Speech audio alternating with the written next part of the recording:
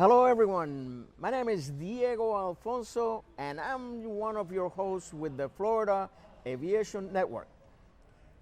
Broadcasting live and in the clear from the Florida Air Museum at the SNF complex in Lakeland, Florida. During the 40th annual FUN Fly-In and Exposition. Today, our guest is James Creamer.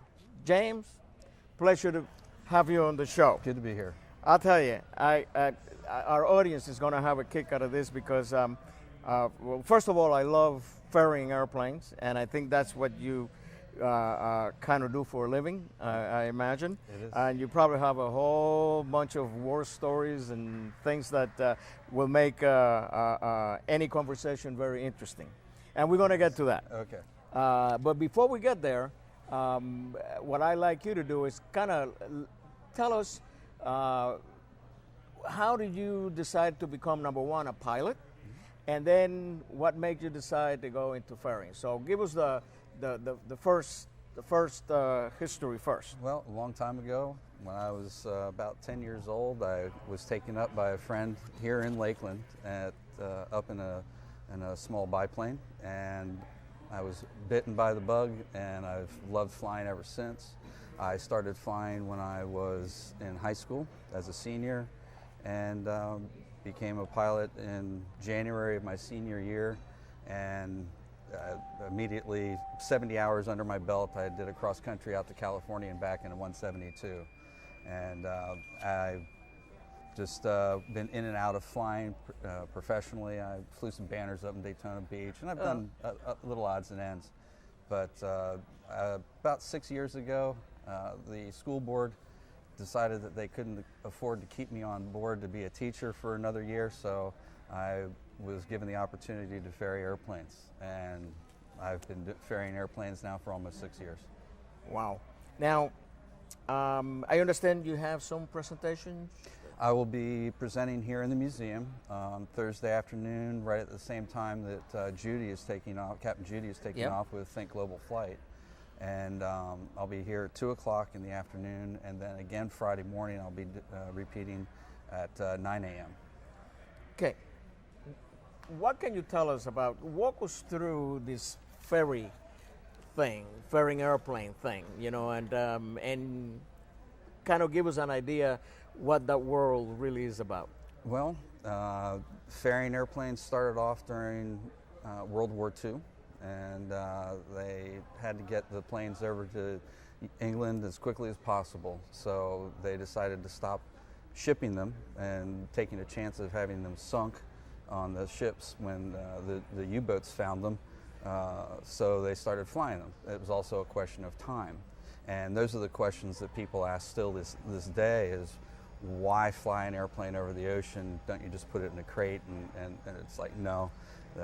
If you've ever taken anything apart and put it back together and you find a little piece here and a little piece here, they're perfect when they come out of the factory, so why not fly them?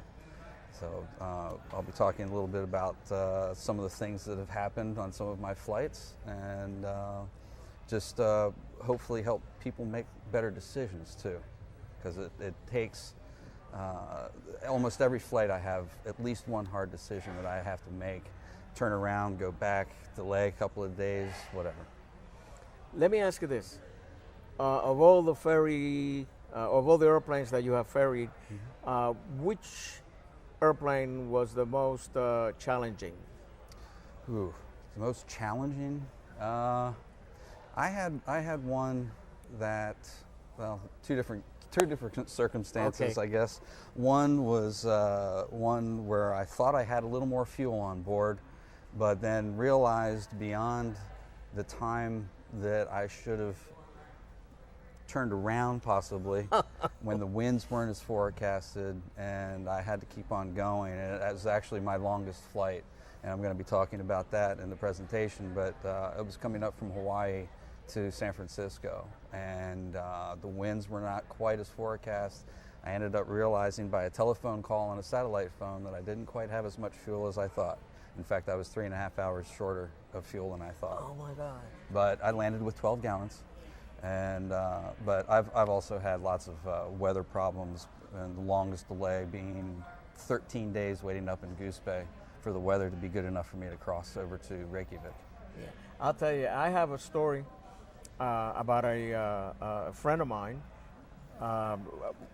This happened about 20-some years ago, and we're sitting at the Orlando Executive Airport out of Showalter Flight Service. Mm-hmm. They had a little bench in the back, you know, that faces the runway. Yeah.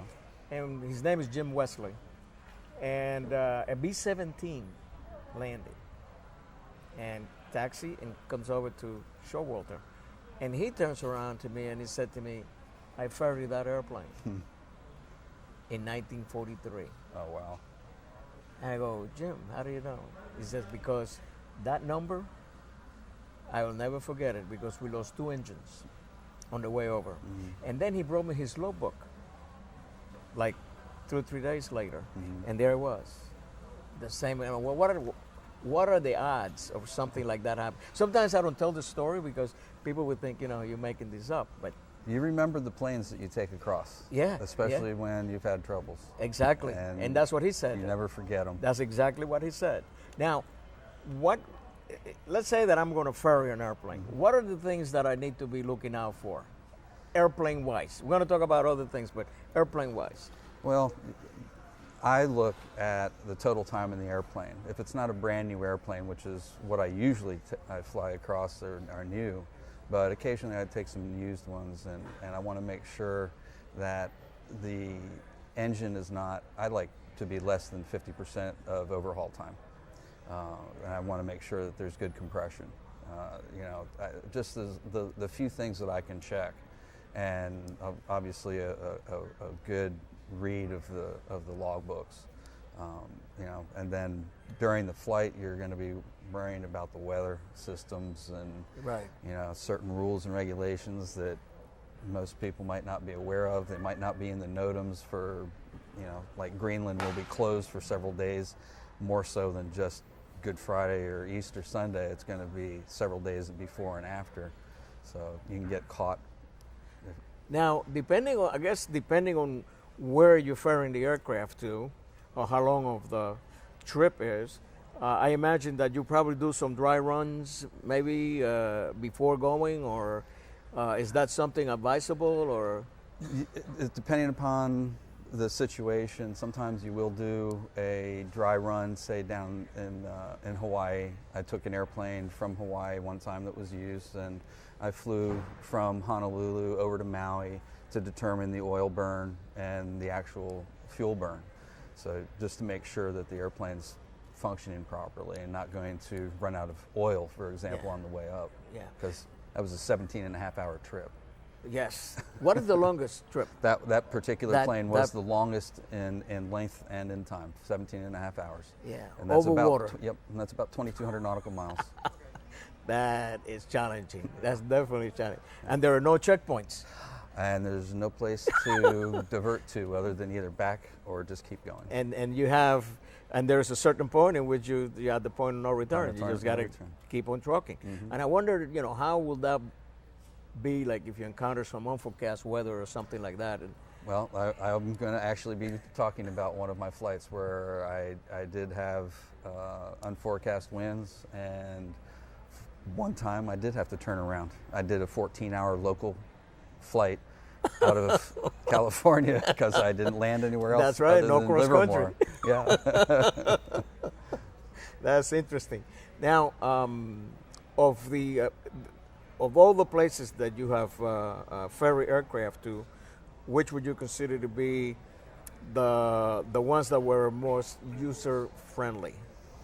The planes? Yeah. Oh boy, I'm a big fan of Cirrus right now. I really like the SR-22, the SR-22 Turbo. Oh yeah, I love I'm that. going to be ferrying a Cirrus SR-22 Turbo in a couple of weeks over to Czech Republic. Yeah. And I'm going to pick up, actually Saturday I'm flying to Marseille to go pick up a Cessna 400 Corvallis to bring from Marseille back to the United States. Cool. I'm leaving for Europe on April 6th, Sunday. Sunday. And I'll be we're going to Marseille. You'll be right behind me. Oh. Yeah. Well, we're going to cruise. We're going to Oh, cruise across. okay. Well, you won't get there. So as they fast. ferry me. Yeah. Okay. That type of thing. You know, as I was telling you before, there is a book out called "On a Wing and a Prayer," and the person who wrote that book, his name is Max Conrad, and he flew a single engine Comanche nonstop from Casablanca in Africa to Texas. And what he did, I mean, the whole airplane was a gas tank. Yep. And then he had I don't know if they call them field permit or whatever. He run a tube to the oil from the cockpit. Yep. So that he can, Oil he knew replenishment more or less. system. Yeah. He had made, like you said, dry runs to figure out how much oil you burn and that stuff. And so every so much time he will take and put some oil in the engine, Pump it in. Yeah. pump it in from the cockpit. Yeah.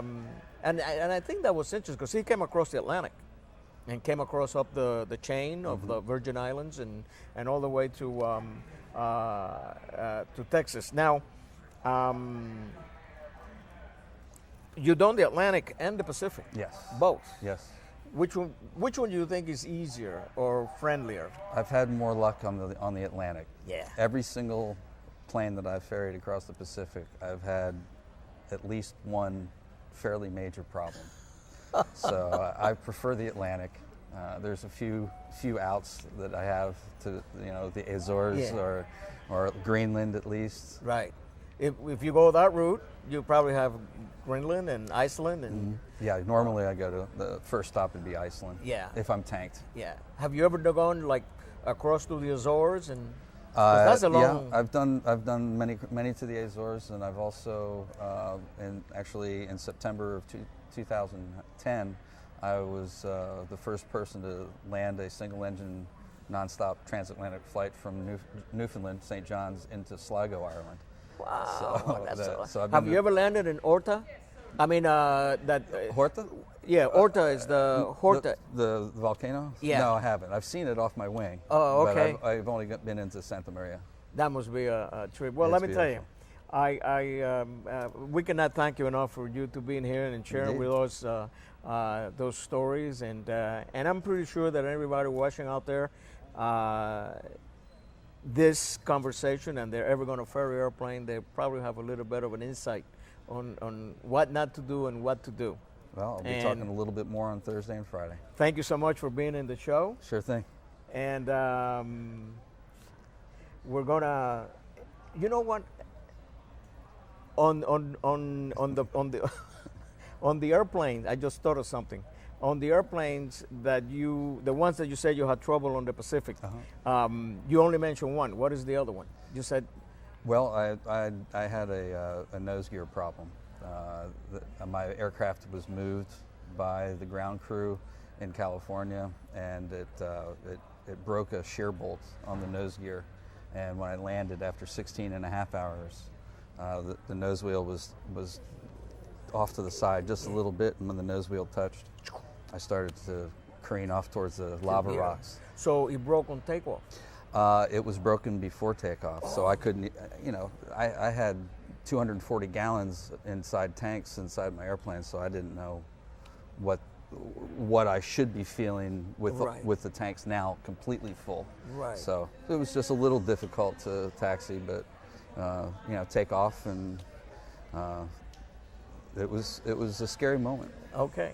Well, anyway, thank you again for being here with us. Sure thing. And wish you lots of luck on your next ferry. And thank you so much for joining us. My name is Diego Alfonso with the Florida Aviation Network. And we will see you very soon.